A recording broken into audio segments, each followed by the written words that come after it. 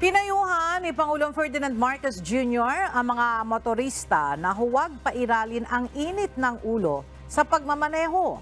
Ayon sa Pangulo, wala namang mabuting maidudulot kung magpapadala sa inis ang mga motorista. Ay nako, yung mga road rage na yan, walang walang silbi yan. Huwag na tayong madala sa galit.